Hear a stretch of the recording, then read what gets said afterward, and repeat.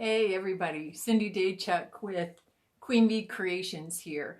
Just coming at you for a quick update on the cradle piece that we started working on. So we had, last video we had applied these molds. So showed you how to be able to use some of the paper clay and some of the IOD and the Prima Marketing molds. These were applied on, glued on with Titebond 3, so that we're able to apply them onto a vertical surface. And they have been painted twice with the Fusion paint in casement. So you can see already that just as maybe something adding a little bit more detail, you could choose to just leave this as it is. That it's kind of cool looking, just adding a little bit of detail this way, right? Hey, Derek, hope you're feeling better. So just even this look, adding something a little bit of relief can be an interesting look. And you could always antique this in whatever way that you would like. Today, what I'm doing is we're gonna add a little bit of color in kind of some soft tones. So when we're looking at doing this really, and I'm not going to show you all of it, I've got a coaching call I've got to jump on here shortly with, but what we're going to do is really hand paint. And for this, I need some of my glasses, but it paints up very nicely, very easily, but it's hand painting, which means you got to be a little bit careful with some of your edging. As we go, we're just painting the surface, bringing out a little bit of the detail, and you can see how that starts to already add a little bit of color to the piece. Definitely starts to highlight those flowers a little bit more, the leaves, as I want.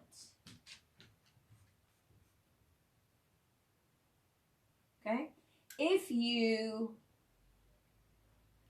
not the best at kind of cutting some of your edges and you kind of end up overlapping a little bit, you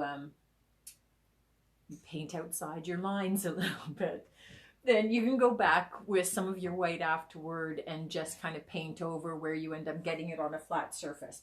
But this ends up just being kind of like a 3D coloring book, right? You just get a chance to be able to add the color where you want it, where you need it, do a little bit of your edging, and it just kind of highlights those pieces a little bit more, adds a little bit of color and a little bit more variation. What I chose to do for this piece, because it's going to be for a baby's room, and I gotta tell you, it's been one of those days today where it seemed really appropriate to kind of jump on and at least spend a little time doing a baby piece, kind of the circle of life. You know, heard about a friend's passing today, and kind of needed that reaffirmation about how things work. But you're just going to hand paint this in whatever colors. I've chosen to do the flowers, these bell drop flowers, in just a soft kind of coral color, and then these other little slightly more feathery colors, I'm using what's called buttermilk cream. So it's just a really soft, gentle yellow. So it ends up being pretty simple, same green throughout, not looking at getting into a lot of color variation. So let's turn this piece around just a little bit for you so that you can see this end has been painted. Now I don't have any of the yellow flowers on the two ends. I just went with keeping it fairly simple, but you can see that this ends up being pretty bold. So the piece that I'm kind of finishing it off with is I wanted to soften this just a little bit, right? Great to have the detail, but it seems a little bit too stark. So what I do have is some white wax. This happens to be Annie Sloan. Again, whatever white wax you're comfortable with. If you have a particular line that you like, go ahead and use that. But I pre-painted this so it's nice and dry, and we're just going to add that white wax in all over this piece. Okay, somebody's hair I don't have a lot of hair, and that was significantly longer than my own, so it's maybe a little suspicious. Whose hair was that? But we're just going to add the white wax everywhere, right? Just cover the piece. We want to get it down into the crevices.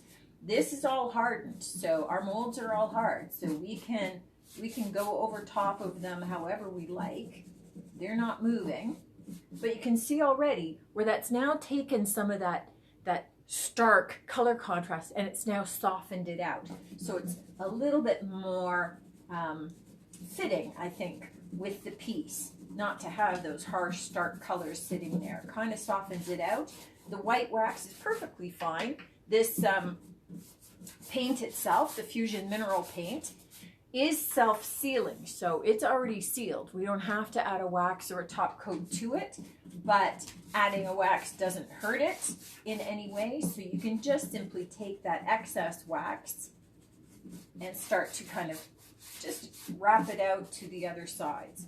So what I don't want is to take, I don't want too much wax. Always the dog has to go through. So I don't want too much wax sitting in the lows where it's kind of bunched up, but I definitely want it sitting in there a little bit to kind of soften some of the look a bit, right? So I'm letting that happen. I don't want to have to take a cloth and wipe away. I like some of that wax sitting on the top to, again, kind of soften those colors out a little bit. But you can already see that this becomes a little bit more fitting of the piece. It's a softer look than just that harsh, stark contrast that we had with the green and the coral before we added the white wax.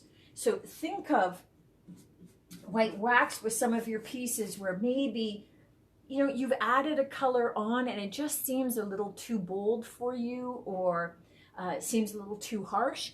Adding some white wax, blending that in, can kind of soften it, can give it a little bit of this cloudy, a little bit more ethereal kind of feel to it. And it might be a good solution for your piece. Maybe one that you didn't originally start out and intend for it, but one that gives you a good solution when you're finishing off on the piece. So this is all that I'm looking to do on this. I'm going to let that wax cure, which just means that I'm going to give it a good 24 hours to be able to solid kind of, you know, firm up, and then I'll come back and just buff it out a little bit, which will again just give it a little bit of a better, smoother texture to it. And then this piece is done. We're really not looking at doing a lot more to it. I may end up just taking a bit of clear wax on the outside of the piece, just simply because I like the feel and the texture of that a little bit more. But I won't be waxing the inside of the piece because that's where obviously the baby's going to go. And this paint is perfectly safe for an infant. The wax isn't harmful necessarily in and of itself, but typically parents' preference is going to be that there's no wax residue on the inside. So I'll probably just add a little bit to the outside to smooth it out a bit, and in keeping with this. But then that's it. The piece is done. So pretty simple to be able to dress up some of your pieces with a little bit of molding, adding a little bit of interest, and hopefully you guys feel confident enough to give that a try, and adding some details in where maybe the piece didn't exist, but making a little bit more your own and a little bit more suitable for whatever purpose you have in mind. Also, it immediately takes a flat surface and gives you something a little bit more interesting to be able to distress, to be able to add a little bit of finishing, to be able to get a little bit of those highs and lows, to be able to do some waxing with, or maybe some aging with, when the piece doesn't have it already. So you're never stuck with just whatever the look is of the piece that you've got. Always think about some ways that you could add a little bit more interest if the piece isn't so old, or it's maybe lacking some of those yourself. Hope you guys have a great day. Go out, have a little bit of fun. It's Friday. Friday, why not start the weekend a little bit early? I'm going to go and jump on a couple of coaching calls with some of my folks, but those are always great and fun conversations for me. Take care.